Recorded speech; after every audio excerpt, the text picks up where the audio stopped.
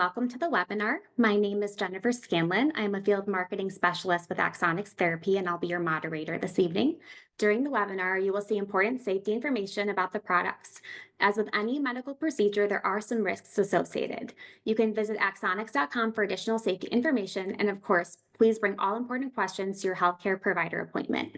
This evening, we are so excited to welcome Alex Hughes, lead nurse practitioner with Austin Urology Institute, who will be speaking about bladder dysfunction, the common symptoms patients experience, and treatment options that may help you regain control. So without further ado, I would like to introduce Alex Hughes. Thank you, Jennifer. Hello, everyone. Like Jennifer said, my name is Alex Hughes. I'm the lead nurse practitioner with Dr. Koshik Shaw's Austin Urology Institute out here in Austin, Texas. I've been with him for about 6 years now. Urology was my first nurse practitioner gig. So I've grown to love all of my urology patients and everything that kind of comes along with it. Today, we're going to be discussing bladder control, primarily overactive bladder, which is frequency and urgency of the urination symptoms, and then stress urinary incontinence. This webinar is hosted by Axonics that has an Axonics bladder stimulator that we'll be talking about. And then it also has a procedure called Bulkamid, which is a urethral bulking, and this is primarily for stress urinary incontinence. So without further ado, I'll go through the slide deck. So safety information, this is all about the Bulkamid portion of the webinar. This is my intro. I'm not going to read all about this, but basically I started in healthcare, was a firefighter paramedic, and then I really got attached to the healthcare portion of it. So I left firefighting to the side and went and got my CNA license, which is like a nurse's aide license, while I worked through nursing school, and I did nursing school, and then I was an ICU nurse, ICU and neuro nurse. I dabbled in the ER a bit. And then got the passion and went and got my master's in my nurse practitioner. And I've been doing that for about 6 years. So bladder symptoms can disrupt your everyday life. So all of the patients in these pictures are dealing with some kind of overactive bladder or stress urinary incontinence symptom. I constantly have to stop on trips. So this is kind of my bathroom hunters. So these are the people that, like, whenever you're taking a long road trip, they're the ones saying, "Hey, please pull over, please pull over, please pull over." The other part, so this poor patient that's this young lady that's watching a movie saying, "I have to go to the bathroom," and missing important parts. I need a bathroom nearby or I won't make it. These are my bathroom hunters. And my most proud example, or my best example of this, is like my patients that will, whenever they go to a store, their first thing that they do is they look at where the bathroom is, because they never know when that's going to happen. So all of these are overactive bladder and stress urinary incontinence symptoms. Condition impacts your quality of life. Physical limits the physical activity. Social, basically, nobody wants to go out with a bunch of friends if they're having to wear Depends, or if they're worried about leaking and those things. So it keeps you basically kind of reclused. Psychological guilt and depression, those kinds of things. Sexual, avoiding intimacy. I've had lots of patients that leak urine during sexual intercourse. Not only is it a mess to clean up, but it's also embarrassing to some couples. So that's a portion of stress urinary incontinence that can help with Bulkamid.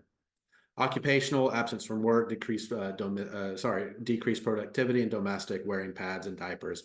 All of these things are really heavy on the psyche, and there are procedures and things that we can do to help. So what is stress urinary incontinence? So the internal urethral sphincter muscle actually closes and opens the urethral opening. So whenever it becomes weak, that's where we have stress urinary incontinence. And one of the number one reasons it becomes weak is childbirth, vaginal childbirth. So when that does happen, that area gets weak. Most of us, especially my listeners that are females, know about Kegel exercises. So Kegel exercises are actually the exercise that strengthens that internal muscle. So if it becomes weak and you leak urine, that's why your OBGYN will be like, Kegel, Kegel, Kegel, because it's strengthening that sphincter. So physical activity such as coughing and sneezing exercise increases abdominal pressure.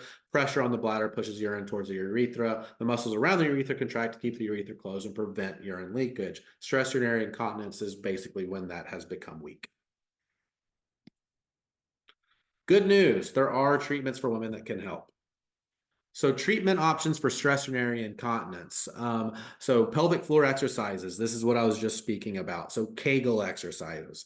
And then, so a lot of times whenever we talk about Kegel exercises, it's this internal pull of the urethral muscles. So Kegel exercises is part of pelvic floor exercises that can strengthen that internal structure. And then there's a surgery for this. It's called a urethral sling, where we actually go in and put mesh underneath the urethra and lift it up. But it is a mesh procedure, so you do have a foreign object inside your body. And the treatment that we talk about today is something called urethral bulking. And how I would want y'all to think about this is this in the cosmetic world, I'm sure y'all have all seen someone coming around with giant lips. They're called lip injections. Those are called lip fillers when you get those injections. And what this is that it's a filler for the urethra. So if the urethra has become weak, or the muscles around it become weak and loose, whenever you cough, there's an expulsion of urine outside this hole. With urethral bulking, we bulk the actual urethra up and close the urethra down to a pinpoint. It creates a barrier where that you'd have to urinate through. So sometimes you have to push the urine out. But this is the bulkamid portion of it. So pelvic floor exercises, stress urinary incontinence management, Kegels, talked about it. This lady right here is doing some form of Kegel exercise or pelvic floor exercises. So Bulkamid is a minimally invasive non-mesh alternative to treat stress urinary incontinence. Bulkamid is a soft water-based gel that is clinically proven to help improve or cure stress incontinence. Bulkamid can help provide the relief you've been longing for. The short, incision-free procedure typically takes less than 10 minutes. Involves 3 to 4 small injections of soft, water-based gel into the wall of the urethra to help prevent urine from leaking out of the bladder during day-to-day activities. It's safe, quick, and most patients can get back to your normal activities almost immediately. All right, well, that was the video. And it was actually a really good video. It showed you exactly where we do the injections, and everything they said was very, very true. I usually will say about a week of resting the area, if you get what I mean. So no sexual intercourse for about a week, no getting in hot tubs for about a week, no submersion of the area because we did put a needle into the urethra. So that's just all infection risk. But after about a week, you can regain all of your normal activities. So this is just another visual of how the Bulkamid works and where we inject. Bulkamid is implanted to help cushion and restore the proper seal, exactly what we were just talking about. Similar to a facial filler, remains to the body over time with causing adverse reaction to the surrounding tissue. Okay, so Axonics. So now we're moving on to the bladder stimulator, which is for overactive bladder. So it treats a multitude of things. So what it does help is with fecal incontinence. So a lot of times my patients will have some sort of fecal incontinence due to anatomical variations, having children, all those kinds of things. And I mean, even like a smear in the underwear, that's technically fecal incontinence. So a lot of patients, especially my chronic urinary tract infection patients, have some sort of fecal incontinence components. So this has been a godsend for my fecal incontinence patients and my overactive bladder patients. Overactive bladder is a common condition that is an estimated 50 million people and 19 million people suffer from fecal incontinence. So it's a big deal. And only half of those seek treatment. My goodness, that's a lot out there that are still suffering. So the symptoms, overactive bladder, sudden urges and urinate to and unable to hold or control it. Urinary retention, so difficulty urinating and incomplete emptying of the bladder, and fecal incontinence. Urinary retention is much more common for my male patients. If you could just think about the male anatomy versus the female anatomy, we have a prostate, right? So we have a blockage. So a lot of times that blockage can cause retention into the bladder. So the Axonics device can help the bladder squeeze after having chronic retention. I don't see it a ton with my female patients, but it does happen. So that is what it helps. But mainly what I've been treating at our practice is fecal incontinence and overactive bladder. So normal bladder function. What the bladder is a muscle just like our heart. Our heart, we don't want it working any harder than it has to, meaning We don't want the arteries of the heart to be clogged up with, fats and, triglycerides and all that stuff. So that's why we do heart healthy diets. That's why we exercise. That's why we do lots of things. Because if the heart starts to work against a blockage, what happens is a heart attack. That's not a good thing. The bladder, it's supposed to just store urine. It's supposed to store urine, and then when it gets full, it's supposed to just empty urine. That is all it's supposed to do. So storage of urine, the bladder relaxes, the urethra contracts, and then when you empty, the bladder contracts and the urethra relaxes. OAB is the frequent urgent need to empty your bladder. OAB often results in unintentional urine loss. So frequency, urgency, urge incontinence, and voluntary losses. So urge incontinence is like if you're running to the bathroom and then you start to spill over. So like that, you have that urge to go and then it starts to actually spill over. Nocturia, awakening 2 or more times a night. I will say that this is primary on my urinary frequency scale. Nocturia is the biggest one that annoys patients because nobody wants to wake up in the middle of the night to have to go use the bathroom. So this is kind of one of the ones that gets patients to get a consult with me. Fecal incontinence is the uncontrolled loss of stool, liquid, solid, mucus, etc. Fecal urgency, sudden urge, urgency fecal incontinence, and the inability to stop the urge, and then passive fecal incontinence. All of this, the bladder device, the Axonics device does help with. So normal bowel function, as the rectum fills, it stretches the receptors. Nerve signals are sent to your brain to make you feel like you need to empty your bowels, and then to defecate, the nerve signals coordinate the relaxation of the pelvic floor muscles, and then you actually have your stool. Good news, there are treatments to help regain the control of your bladder and bowel. Patient care pathway. So basically, all patients kind of start, they've got to go ask questions. They got to find their primary care. They've got to say, hey, I have an issue. And if you're not talking about it, it's very difficult for your physician and or your nurse practitioner to give you some viable options to help treat it. So consult with your doctor, talk to them. Say, I'm having fecal incontinence. I'm having smears. I am leaking urine. I am going every 30 minutes. All of those things are signs that you have an issue. Talk with your doctor. Hopefully he can get you in with a good urology practice like us, and then we can start talking to you about potential options. Whenever you start with us, you're going to discuss your symptoms. We'll probably get a bladder diary or a bladder symptom questionnaire, which is a series of like 30 questions out of 5 different categories. And then we start talking about treatment options. Initial treatment. So 80% of people with overactive bladder discontinue their incontinence medications within a year. The primary reason is the incontinence medications have lots of side effects. So the oldest and the most common are the anti-muscarinics. This is your oxybutynin, your not silodocin, but your anti-muscarinics. And the problem with them is they basically turn your bladder into a sponge. So why that's a problem is it's not specific to only your bladder. So you get dry eyes, dry mouth, dry vagina, and dry rectum. Dry rectum leads to constipation.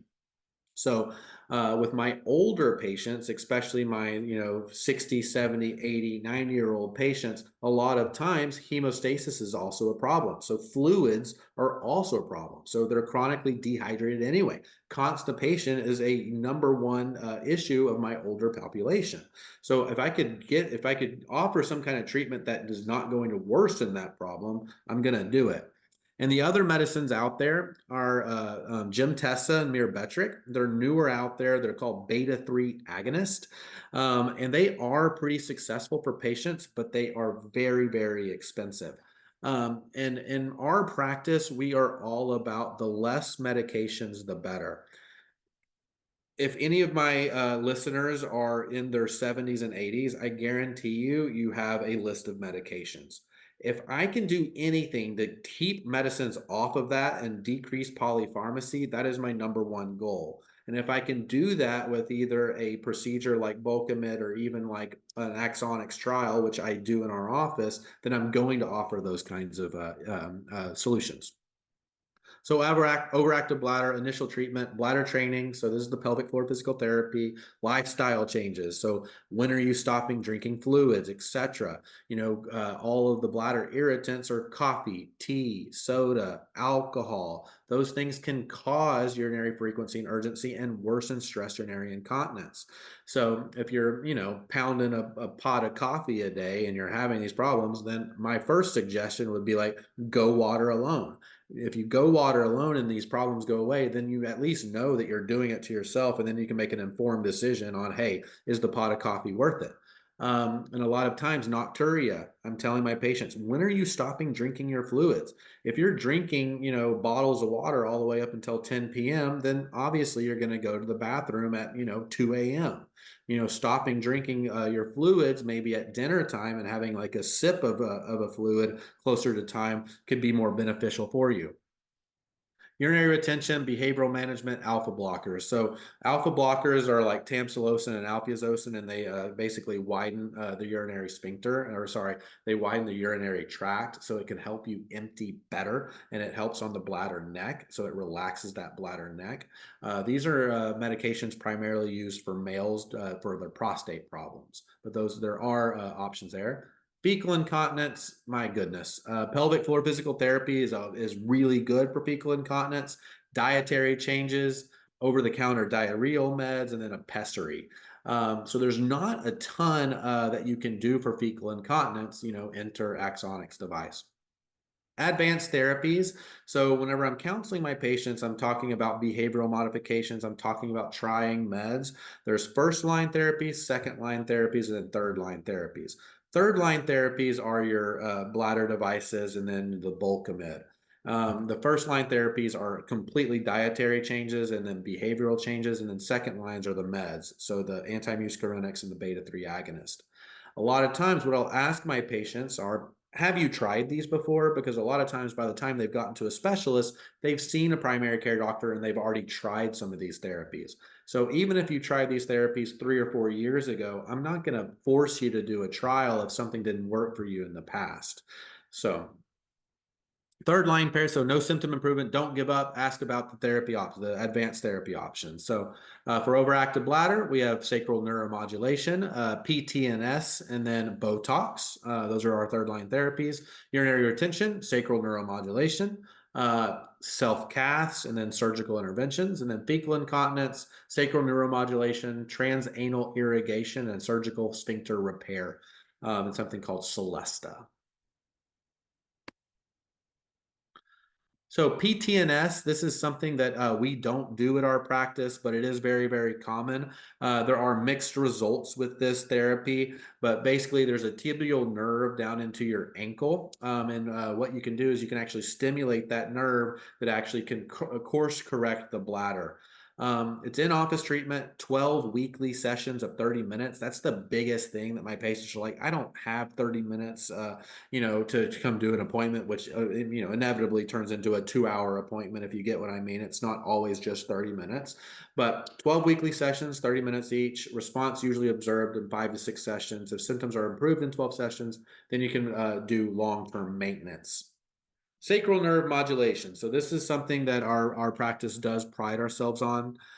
So sacral nerve modulation modulates the activity of the sacral nerve, helping restore bladder and bowel function. The therapy was trialed in a simple office procedure. This is what I do in our office, is I do all of our in-office trials. After a successful trial, most people choose to get the long-term solution, which includes a small discrete implant. So this visualization is beautiful. So where they're looking at, that's the S3 foramen. So if I do a Axonics trial in our office, so when I'm finding that S3 foramen and I'm placing temporary leads, and then we turn on the stimulation. My patients will either feel a buzzing or tapping anywhere from their vagina to their rectum up to their buttocks. We don't want it to be going down the leg. If it's going down the leg, then we know we're in the wrong foramen. Usually these take about 15 to 20 minutes in the office, and then it's a 3-day trial. So I do them on Tuesdays, 15 to 20 minute appointment. I numb up the back with lidocaine. I place the leads. I find the area. We turn on the device, and then we go on about our days. Axonics, the team that makes the bladder stimulator, will be checking in on you every day after the trial. So if we do it on Tuesday, they'll be checking on you Wednesday morning. How was your night? Do we need to turn up the stimulation? Do we need to turn down the stimulation? That's the beauty of this, is that there's many different programs. So it's not one size fits all. So you may need a little bit more stimulation than the other patient, and you can adjust that.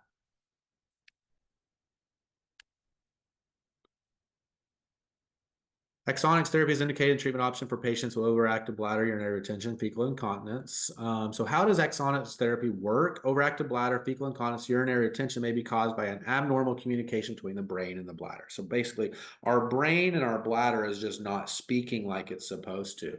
So Axonics therapy provides gentle stimulation to the nerves that control the bladder and the bowel. The stimulation can help restore normal communication. So a lot of times what I think of is if you like have two wires here and they're like not connecting, and you have that cut in the wire and then you splice the wire so that they can communicate more, that's what Axonics is doing. It's basically reconnecting the brain and the bladder to the bowel so that it goes back to normal function. First step towards long-term therapy. If it's determined that Axonics is right for you, we'll do the minimally invasive test, which I just talked to you about. Doctor will insert a thin wire called a lead near the nerves by the upper buttocks. You can go home, resume your activities. During the trial, you can adjust your therapy. That little device that she's holding in her hand is the remote, and then you track your symptoms. So you'll have a bladder diary that Axonics will give you, and we'll look and see how often you're going and how often you're having fecal incontinence or stress urinary incontinence, all those things. And then you'll discuss the symptoms at the post-op, the trial conclusion. So two different devices. So when I first started with Axonics, they had one device that was a chargeable device. So now we have a non-rechargeable and a chargeable device. The Axonics R20 is the rechargeable device, and it lasts up to 20 years. Now, you do have to charge it every 6 to 9 months with a little hockey puck. So it's like an external charge. Basically, you put a belt on and you put it over, and you charge it for about an hour, and then you're good for another 6 to 10 months. A lot of my younger patients are getting the rechargeable device, or if you're very skinny, you worry about, because where we put the device is in the fat layer of the buttocks.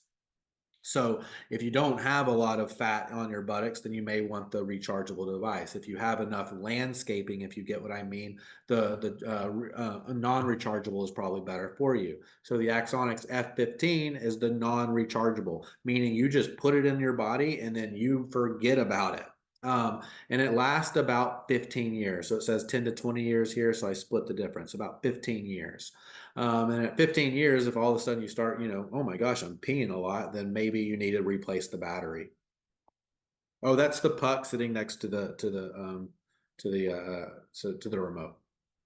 That's the charging puck, I guess I should say. Patient remote, pocket size, easy use. So when Axonics created all this, they made it so that, our grandparents could use it. So this is manufactured for 70, 80, and 90-year-olds in hand. So it's very easy to use. And the Axonics group has a fantastic patient communication team. So like whenever I deal with Axonics all the time, they are texting and calling their patients constantly. So the customer service is fantastic. Provides patients access to full body MRIs. Implant does not need to be removed. So it's approved for 1.5T and 3T full body scans. So it's MRI compatible. 2 years after their implant, over 90% of patients were satisfied with the results. 94% were satisfied with Axonics therapy. 93% would undergo the therapy again with the same results expected. Look at her. She is just so happy. It's just fantastic to live a normal life. So the implant procedure was much easier than what I thought. That's what I hear from my patients as well, too. So if you want to have a consult for your overactive bladder, your fecal incontinence, or your stress urinary incontinence, this is how you get a hold of us, and that is our phone number to our clinic. But I hope y'all enjoyed the webinar, and I hope y'all can enjoy how much we've had some success with our patients with Axonics therapy. Bulkamid and the Axonics device have been really, really, really game changers for our patients. So thank you.